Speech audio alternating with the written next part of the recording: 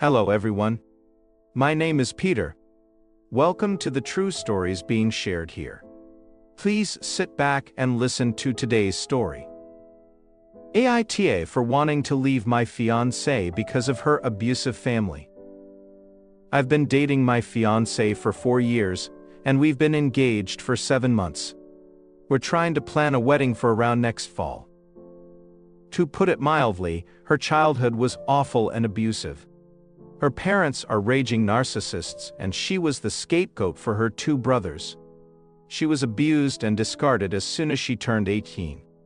However, she's a brilliant and hard-working person, so with some scholarships and a part-time job, she's built a great career and is fairly independent. The issue is that she's still in contact with her family. None of them have changed well. Something has changed. They've become more financially dependent on her. They slowly worm their way into her life and emotionally blackmail her for support or whatever else she can do. They're also not polite about it. They're rude, entitled, and generally a nuisance. And my fiancée can't say no. No matter how horrible they are or how openly they try to bully her. I've always known about her family's history and have supported her through the issues with them, but in the past year or so, they've become much more brazen and idiotic. They come over to our house more frequently. They leave a mess everywhere. Her mother acts like she's the evil stepmother from Cinderella. Her dad drinks all of my damn beer and cleans out half the fridge. Her brothers drop by occasionally to act as their parents' mouthpieces. They practically trash the place and leave us to clean up the mess. And where is my fiancée in all of this? Silently standing in the corner, practically trembling. I'm not stupid here. There's legitimate trauma. She needs to feel loved by them, and she's hoping they'll appreciate her. Before one of you noble commenters points out the obvious, she's been in therapy for this for years. I've tried to set boundaries. For nearly 2 years I've been trying to push back against these bastards. But this is the house she bought, and whether I contribute financially or not, she will let me have a say in who comes into her home. She's been beaten down mentally and emotionally for so long. Recently, she told me that she wanted their approval. How they were right about her. How she needed to be better for them. I've had too many emotional conversations filled with tears and begging, hoping she'll take better steps. But she's an adult. I can't force her to do anything. I love her, but I can't help but feel resentment toward what she's doing. It's painful to watch someone you love, someone you know deserves so much better, openly destroy themselves for people like her family. It's painful to see her cry herself to sleep so many nights because of them. I've tried countless times to help her escape their grasp. But I have to think about the future. What happens when we have kids? What happens when she's postpartum and invites them over? What if it's a medical emergency for one of us? What if our finances are tight and they're still demanding money? This is a family from hell, and I won't be able to escape them. Tomorrow, I'm going to tell her that I want to delay the wedding until solid boundaries are established. If she gets upset, I'll walk away. I can't do this anymore. I refuse to watch this slow death any longer. Update: I talked to her, and it went about as well as one could expect. Right now I'm staying in a hotel for a few days and planning a long-term move out. There's still a lot going on, but maybe by next week I'll be able to put everything together into an update. Update 1. The night after my initial post, I decided I would lay everything out for my fiancée regarding her family. However, the next day she came home early from work, and since I was off that day, I started the conversation a bit earlier than planned. Basically, I told her that this arrangement was unsustainable. I didn't feel comfortable marrying her due to her family's heavy involvement in her life, and I certainly didn't feel comfortable bringing a child into the world with them in the picture. I didn't want to tell her to go cold turkey and cut them off, but strict boundaries needed to start immediately regarding visits and what they could do around the house. I also requested couples therapy before getting married. She wasn't happy. She just glared at me angrily as I spoke, and then started yelling at me when I finished. She told me I didn't understand their dynamics and that it worked for her. I told her they were abusive, they would bleed her dry, and I had never seen them be kind to her. She told me she just needed to work harder to earn their approval. I basically scolded her, saying that parents are not something you should have to beg, plead, and work for to be loved. I finally told her that she needed to set boundaries with them, or I would leave. She got furious, and since I was living in her house, I got kicked out. So, I've been staying in a hotel for the past few days and have moved my stuff out and into storage. And honestly, it's been fantastic. I'll be staying with family for a few weeks in mid-July, and then I'll be house hunting for myself. I've spent the past few days relaxing, watching movies and playing video games I hadn't had time for, and being able to come home to a quiet room without her family tearing the place apart. However, yesterday everything came to a head. We basically hadn't communicated since she kicked me out, but I know that every Saturday, her family likes to spend the whole afternoon, and she uses me as a shield from their abuse. But in a very petty move, I simply turned my phone off all day and played Disco Elysia. I knew she would call to ask for help with her family, and at this point pure resentment is swelling up toward her, and I wanted nothing to do with her issues. By the end of the night, she had sent me over a dozen texts and finally 2 frantic voicemails begging me to come home. I decided to check on her. Long story short, she was sobbing in the living room, and when I got there to talk to her, she practically collapsed into me and sobbed her heart out. I gave her time to calm down and asked what had happened. Basically, her parents and brother had come over, given her hell, and said awful things to her. She wanted me to come help, but I ignored her. And when she tried to reach out to one of her friends for help, and basically everyone said, "Screw that," it all came crashing down on her. She kicked her family out, but not before they said some incredibly cruel things to her that I won't repeat. She kept apologizing to me, over and over, begging me to come home. I made it clear to her that I had begun harboring heavy resentment toward her for a while, and that although I loved her and understood that it was psychological trauma, not entirely her abuse, there were major issues she needed to address if we were to move forward. She would sell the house and move out. We make roughly equal money, and we would buy a home together. I'm a grown man, and I won't live in a house where I don't have an equal say. Her family would never step foot in it. They would never come over. They would be met with very threatening behavior by me if they tried to come by.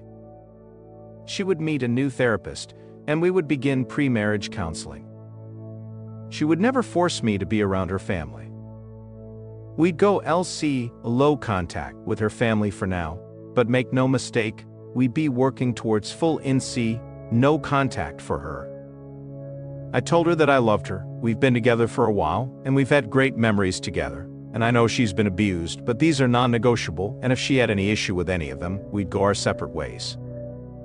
She told me she had realized for a while that her family was toxic and unhealthy, and that she wanted to change. She accepted but said some of this would take time to thoroughly consider. For now, I'm staying at the hotel until I go stay with family. She's welcome to join me, but I made it clear that her house isn't somewhere I want to be. Tomorrow we're both off work, so we'll spend the day here and maybe go out. This obviously isn't over, but I probably won't post anything else until mid-August or so. Update 2. Despite all intentions not to update until later in the hopes of improving the relationship with my fiancée and her setting boundaries with her toxic family, we've now broken up. Basically what happened is that after last weekend when I let her handle them on her own, she seemed to finally grasp the situation and was ready to make changes, including setting boundaries and a possible move. We spent Monday and Tuesday hanging out at the hotel I'm staying at until I leave to stay with family for a few weeks. Last night, she was very vague in her texting when she was supposed to come by initially. She showed up much later than expected, and I knew something had happened. She essentially told me I was abusive, controlling, demanding too much, and unsupportive. It took me 5 goddamn seconds to realize she was parroting some speech that had been rehearsed by her parents. And honestly, I was so fired up at this point, despite having gambled big on her, I decided to be a dick about it. I asked her if her family told her to say this. She said they suggested it, but she came up with it on her own. I asked her to give me specific details on what I did.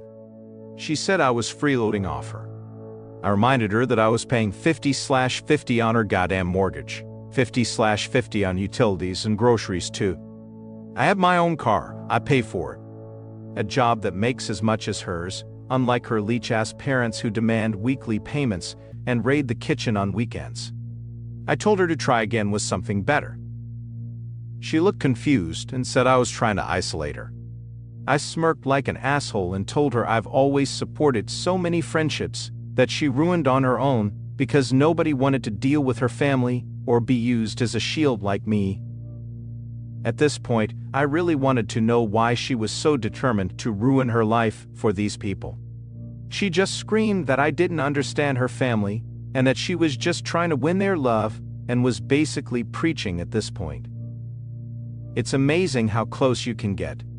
I've ventured into some subreddits to gain perspective, and if you're familiar with them, you'll know that people who are victims of abuse by their own families can be so broken down that it's amazing how much it can mess with their brains to the point where they truly believe they are the problem and they deserve the abuse.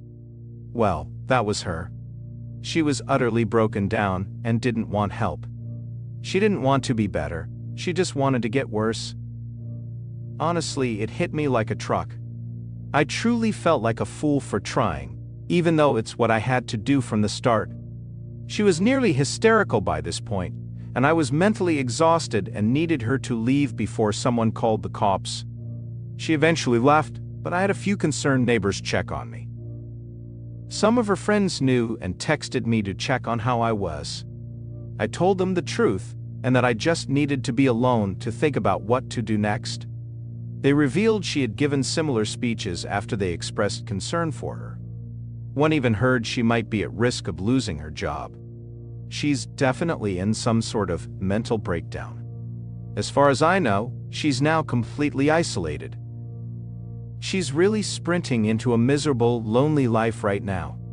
There's nothing I can do for her at this point, and it may sound selfish, but I'm just glad it's going to be behind me. Update 3. Things are almost over, but there are still some loose ends. I completely forgot to change my mailing address, which I should have done as soon as possible, so a few important things got sent to her house. I needed to go grab them along with a few last items I wanted to move that I had left there, and decided I actually wanted to take. She was being difficult and not responding to texts regarding them, so I had to go get them from her. I brought a mutual friend along just in case. Thankfully, she at least cooperated with letting me get my stuff, and that wasn't an issue. Though everything else was. She had a lot of nasty things to say. Telling me she'd slept around. Telling me how much happier she was now that I was gone. Telling me how much better she'd be without me. Lots of general insults and horrible things you usually expect in a bad breakup. And you know what? It was clearly a rehearsed script from her family, and you could easily see how much pain she was in. She looked like a mess, like she hadn't slept in days. The house was a wreck. She didn't even yell those things. She just sounded exhausted and broken when she said them. She didn't even smile when she said anything. Just a face twisted in hatred and anger. She's not the woman I knew anymore. That person is gone. As I was about to leave, she kept going on. I'd had enough and said something like, "Congratulations, your friends are gone, your human shield is gone, your engagement is over, your support is gone, anyone who ever treated you like a decent human being is gone, it's just you and your family, and I hope you are happy while they bleed you dry." Maybe it didn't come out like that, but it was something similar. She just stood there. Literally just stood there and looked at me blankly before turning away as I walked out the door. As we left, our mutual friend Tiffany asked if I was okay. I reassured her that I was fine and just trying to prepare to go back home next week. She also confirmed that she had heard my ex lost her job for not showing up for several days and had pretty much ghosted them. They're going to try an intervention next week and asked if I wanted to be involved, but I'm not going to delay my trip because, honestly, I just want a clean break. I know for a fact that if I continue to be involved, I'll only be witnessing the slow decline into complete collapse or suicide. I can't do that. Despite all this, I'm actually very excited about the future, and I realize I ignored so many red flags from the start. Even with everything that's happened, I know I'll be okay and will be fine. I hope this will be my last update. I'm still in town until Sunday afternoon, so something may happen while I'm still here, but if it does, it won't be exciting. Update 4. I'm now back in my hometown with family to get acclimated to the area. I've decided 100% to stay here long term and am beginning the long process of house hunting in the area. I'm doing great and spending time with friends and family. A few mutual friends of my ex-fiancée have kept me updated on what's been going on, and it seems like things are finally turning around. The plan was to do an intervention on Sunday, but Saturday night, after another visit from her family, she called friends in a complete manic state, and it seems like she finally realized just how badly she had messed everything up. It was a full-blown panic attack and breakdown, ending with her being taken to the ER. Needless to say, she finally admitted that she was miserable and had royally screwed up her life. It seems she tried calling me, but I had blocked her. She still has her job, and the information about her losing it was false, but she's hanging on by a thread, and basically, her boss ordered her to use her PTO for a few weeks to calm down. She's a valuable asset there, and they're trying to make sure she can get herself together before they pull the plug on her. Her friend group has rallied around her. My ex was a very helpful and supportive friend, so it makes sense that her group would go this far to try to help her. However, there's an unspoken agreement that if she reverts to her old ways, they're all ready to let her sink on her own. She's doing as well as can be expected. Her family is still calling and texting her. They've tried to come by her house, but have been resolutely turned away by friends and even some neighbors. I hope she truly understands the type of support system she has. As these family shicho disputes often go, her parents and brothers have taken it to Facebook, from what I hear, which has actually worked in my ex's favor as it's exposed their behavior to more people, and seems to have shut them up a bit. Finally, she had a friend relay a message to me. It was basically her admitting that all the horrible things she said to me weren't true, and were orchestrated by her family, as I knew. She's sorry for how things ended, and she hopes we can reconnect someday. Sadly, I had to reply that we need to stay apart forever and she just needs to focus on healing, but I told her I still care about her and wish her the best, but this needs to be our goodbye. The message seems to have been passed along, and her friends are helping her process that. She has a long road ahead of her, but I hope she can find peace as I'm finding mine. New update, 1 month later. I really didn't think I'd be posting another entry into this mess. If you want the full background, check my profile or one of the update subreddits. I've been doing great since I returned home. All my stuff has been moved here, and I'm now settled in with family while I house hunt. I've lined up my work here and returned to my job last week.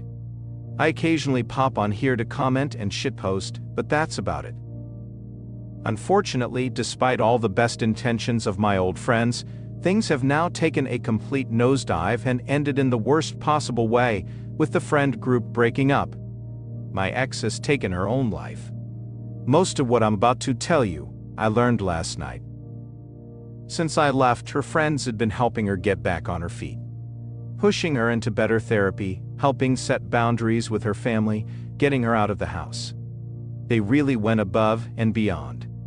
However, Tiffany, the friend who helped me during my last face-to-face with my ex, started to suspect my ex when she noticed her getting very touchy with Tiffany's boyfriend Daniel during a hangout at her place. I don't know too many details about when the pushing happened, but she eventually got her boyfriend's phone when he was asleep and found very suggestive texts between them, and I'm truly floored that these texts dated back over 5 months. Tiffany obviously lost it and told everyone. What nobody could have predicted was the complete shitshow that was about to happen. Daniel, Tiffany's ex-boyfriend, went full screw this mode, threw another member of the friend group, Joseph, under the bus, and claimed he'd been helping shield him. In return, Joseph's girlfriend broke up with him and kicked him out of her place. A friend group of around 9 people, including my ex, basically exploded, and the only ones still speaking to each other are Tiffany's ex and Joseph. Mind you, when I was informed of this, I was told that even though I'd been gone for about a month, all of this literally happened within the first week. My ex immediately lost her entire support system and was basically completely blamed for everything. This only worsened her already declining mental state. Naturally, everyone wanted to know why she did all that to one of her closest friends. She just gave the usual bullshit story of how they got close, he was a good support for her, and of course, damn it, she told her family about him, and they accepted him instead of me. The night I left her place for the hotel, she had him over. Apparently, her endgame was to leave me for him. However, he wouldn't leave Tiffany for her and hated hearing about her family, so he obviously wasn't going to do anything more than a secret affair. Honestly, I would have imagined I'd be a lot more angry, but I've started moving on, recently got a full health checkup at my new doctor's office, and recently received a clean bill of health, STDs included, so I don't have to worry about that, and frankly, it doesn't even matter at this point. I was informed that I wanted to be told because, honestly, nobody knew how to break that to me so late, which I get. So, my ex was completely ostracized, even by Tiffany's ex, who's just completely ghosted her. She was blocked and left to handle her issues on her own. Tiffany only knew that she eventually permanently lost her job and basically spent all her free time taking her family back into her life. They ultimately won in some way. 2 nights ago, she was found after she had taken her life in her home. Her family found her. One of the former members of the friend group who lived nearby got to her house when the medics were there.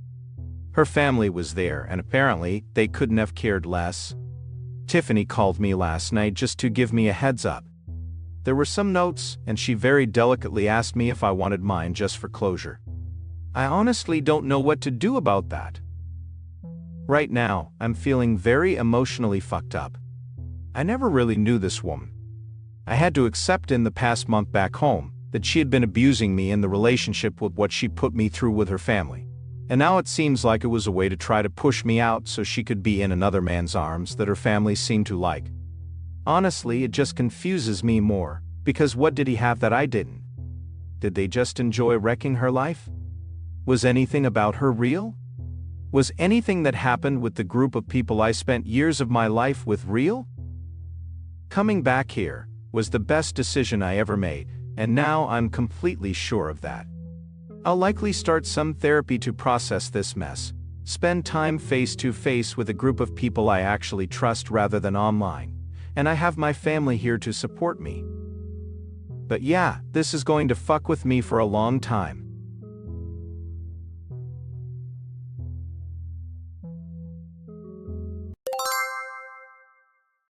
Hello everyone. My name is Peter. Welcome to the true stories being shared here. Please sit back and listen to today's story. AITAH for inviting my foster brothers to my wedding after they said they don't consider me family. I'm a 32-year-old man about to marry my longtime girlfriend. What should have been one of the happiest moments of my life has turned into a heartbreaking ordeal because of the deepening rift within my family. To give you some background, I'm my parents' biological child, and when I was 12, they adopted 2 boys who were biological brothers, Jack, who was 8, and Liam, who was 5. From the start, it was clear that things would be difficult. Jack had serious behavioral issues due to some severe trauma.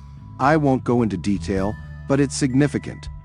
I tried my best to understand, but living with him was nothing short of exhausting. His outbursts were constant, and I often felt like I was walking on eggshells, terrified of setting him off. As we grew up, I continued to try to be there for Jack, despite everything. A few years ago, Jack fell into severe drug addiction. I stood by him in his darkest moments, supporting him through rehab and doing everything I could to help him get back on his feet. It was draining and heartbreaking, but I did it because I loved him and believed that despite the challenges, we were still brothers. Liam, on the other hand, was always easier to get along with, and I developed a closer bond with him. But even so, I always felt like an outsider. The bond between Jack and Liam as biological brothers was undeniable, and I never felt like I was truly part of that. It was like I was always on the outside looking in, trying to belong but never fully accepted. Recently, things came to a head during Sunday dinner at my parents' house. My son was working on a summer homework assignment that involved creating a family tree. He innocently asked Jack if he wanted to be a part of it, and Jack bluntly said no. He didn't want to be part of it because, in his exact words, "We're not really brothers." He said it so casually, as if it was the most obvious thing in the world, with no regard for how much it would hurt me. I was completely stunned, but what broke my heart even more was that Liam, who I'd always felt closer to, just sat there in silence. He didn't say a word. He didn't defend me or even acknowledge how hurtful Jack's words were. He just let it happen. I'd tried so hard to support both of them, especially Jack, despite the endless challenges. So for Jack to say that, and for Liam to do nothing, felt like a punch to the gut. It was as if they were both telling me loud and clear that I'd never really been a part of their family. In my pain and frustration, I decided to uninvite both Jack and Liam for my wedding. My fiancée has been nothing but supportive of my decision, but my parents are furious. They've made it clear that if Jack and Liam aren't invited, they won't be attending either. It feels like history is repeating itself, with my parents once again prioritizing Jack over me, no matter how much it breaks my heart. I'm truly devastated that my parents would choose to miss my wedding rather than support me in this. I know Jack has been through a lot, but I've done everything I can to be there for him and for Liam, despite all the pain. And now, I feel like I'm the one being punished for finally standing up for myself and setting some boundaries. AITAH for uninviting my brothers after they said they don't see me as family, even if it means my parents won't come to my wedding. Update, August 18, 2024. Honestly, I'm still reeling from everything that's happened since my last post. First off, thank you to everyone who took the time to comment. I've read through all your advice, and it's been a lifeline. But buckle up, because things have taken a major turn. After hearing from so many of you, I decided I needed to talk to Liam. We met at a pub, and I just laid everything out there. How hurt I was when he didn't say anything after Jack made that awful remark about not being real brothers. I half expected him to defend himself, but what I got was something entirely different. Liam confessed that he's been living in fear of Jack for years. He told me that night he stayed silent out of fear of setting Jack off, not because he agreed with him. Then he dropped a bombshell. Even though he's Jack's biological brother, he's felt like an outsider in our family just like I have. The constant pressure from our parents to cater to Jack's every whim has worn him down too. Liam assured me that he's always considered me his brother, and that he regrets not standing up for me sooner. Hearing that was such a huge relief. Now he's fully on my side, and we agreed that if Jack can't respect me as a brother, then he has no place at my wedding or in our lives. But just when I thought things couldn't get any more tense, my parents decided to make things worse. I sat them down to explain why I uninvited Jack, hoping they'd understand. Instead, they gave me an ultimatum. If Jack isn't invited, they won't attend my wedding. No room for discussion, no empathy, just a flat-out refusal. I was gutted. After all these years of putting Jack's needs above mine, this is how they repay me. I couldn't hold back anymore. I unleashed all the anger and frustration I've been bottling up for years. I told them how I've always been the one to sacrifice, how they've always prioritized Jack, and that I'm done being treated like I don't matter. I made it clear that if they choose not to attend my wedding, they're making their choice, and I'll make mine. With that, I walked out, leaving them to make their decision. Out of nowhere, Jack started bombarding me with the nastiest, most hurtful messages I've ever received. He accused me of turning Liam against him, of tearing the family apart, and even had the audacity to call me selfish for abandoning him. He complained about how he's never felt like he belonged in a family, and that it was all my fault for pushing him away. His words hit hard, but they also opened my eyes. Jack has spent his whole life blaming others for his problems, and I've been his favorite scapegoat. But this time, I'm not letting him guilt-trip me. I didn't even respond, I just blocked his number. If he can't see what he's done wrong, then there's nothing left to say.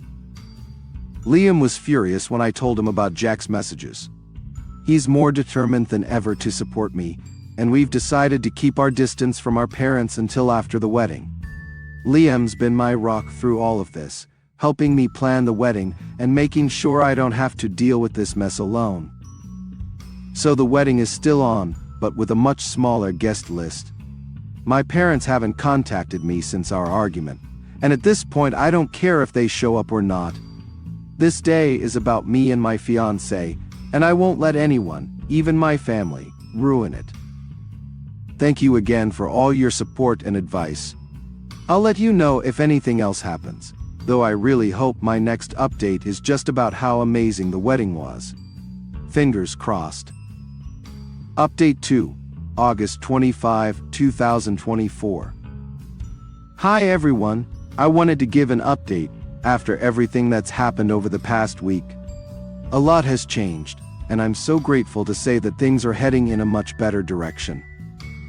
2 days after the texting argument with Jack, he reached out to me. I wasn't sure what to expect when he asked if we could meet, and I was very hesitant, but I agreed. When we sat down, the first thing he did was apologize. He told me he was sorry for what he said to my son and admitted that he didn't know why he said it. Jack seemed genuinely remorseful, and I could tell he really meant it. This wasn't just another apology to smooth things over. This was different, and it felt sincere. After apologizing, Jack took a deep breath and confessed something that I probably should have seen coming. He told me that he had relapsed before the argument happened. Hearing that broke my heart. It explained so much about his behavior in the weeks leading up to that moment. The irritability, the distance, the way he withdrew from everyone. I realized that I had missed all the signs. I'm not proud to admit it, but I was so frustrated with Jack's behavior and so wrapped up in my own wedding that I didn't stop to think that there might be something deeper going on. Jack's confession wasn't just about relapsing. It was about taking responsibility in a way he never had before. He went on to tell me that after realizing the damage he'd caused, he decided to check himself into treatment. This might sound like a typical step, but for Jack, it was monumental. In the past, Jack only went to treatment because he was court-ordered to, or because our parents threatened to kick him out if he didn't get help. But this time, he made the decision on his own. It was something he'd never done before, and it showed me that he really wants to change. He told me he's doing this because the thought of losing me, his brother, was too much for him to bear, and he couldn't handle it. He wants to take this seriously because he wants to show me that he can do it. He told me he sees me as his family, and he feels terrible for making me feel like I wasn't part of his. Jack also agreed to start taking medication to help calm his nerves, something he had never been willing to do before. It's been about 5 or 6 days since Jack checked himself into treatment, and I've been visiting him regularly. At first I went alone because I wasn't sure how my son would feel about seeing Jack so soon after everything happened. But after a few visits, I felt it was important for my son to see that Jack was making an effort to make things right. So I brought him along, and Jack took the opportunity to apologize to him in person. It was a really emotional moment for me as a parent. My son is still young and doesn't fully understand everything that's going on, but he could see that Jack was sorry, and that seemed to make a difference to him. They even spent some time together, just talking and playing, and it felt like a huge step forward for all of us. Through all of this, my brother Liam has been incredibly supportive. We've talked a lot about Jack, and it's clear that Liam wants to see him succeed just as much as I do. We both know how deeply Jack's trauma has affected him, and while that doesn't excuse his behavior, it does help us understand why he struggled so much. Having Liam by my side through all of this has made me feel a lot less alone. Reflecting on everything, I realized that I need to take responsibility for my part in letting things escalate. In the weeks leading up to the argument, Jack was doing things that really upset me. Instead of addressing it calmly, I let my frustration build until I finally exploded. Looking back, I can see that his behavior might have been related to his relapse, and I should have recognized that sooner. I feel guilty for not seeing the signs and for reacting the way I did. But I'm trying to focus on what I can do now to support Jack as he's serious about his recovery. When I wrote my first 2 posts, I was extremely frustrated with Jack, and while I didn't lie or say anything untrue, I definitely painted a picture of Jack at his worst moments without anything else. I want to remind everyone about Jack's trauma. Jack was a victim of severe abuse by his biological family, including extensive CSA. Liam was too, but Jack's was much more intense. Jack got into drugs at a very young age, but had been clean, or so I thought, for a while. I've mentioned this before, but Jack has told me that even now, nearly 20 years after he was adopted by our parents, there isn't a day that goes by when he doesn't think about or have nightmares about the abuse. He says the only moments of peace he ever got were when he was high. Jack's trauma runs deep, and it's something that continues to affect him every day. I'm not excusing his actions, but I think it's important to remember that he's dealing with a lot of pain. Despite everything, I still believe in Jack. I believe he has the strength to overcome his past, and with Liam and me by his side, I hope he can get through this. I also want to take a moment to thank everyone who gave advice and support on my last post. Your words helped me see things from a different perspective, and gave me the push I needed to approach this situation with more compassion. There's still a long road ahead, but I'm optimistic that we're on the right track now. For now, things are getting better. Jack is taking treatment seriously, and our family is slowly healing. We're taking things one day at a time, and I'm committed to supporting Jack as long as he's committed to helping himself. Thank you all again for your support. Your advice has been invaluable during this difficult time. Some of you might think I'm weak or naive to believe that this time will be different. But I'm willing to take that risk for Jack because he's shown me this past week that he truly wants to get better and he wants to be better. Jack told me he wants to earn back the invitation, but I haven't given it to him yet. He said he'll prove that he deserves it. I really hope he does.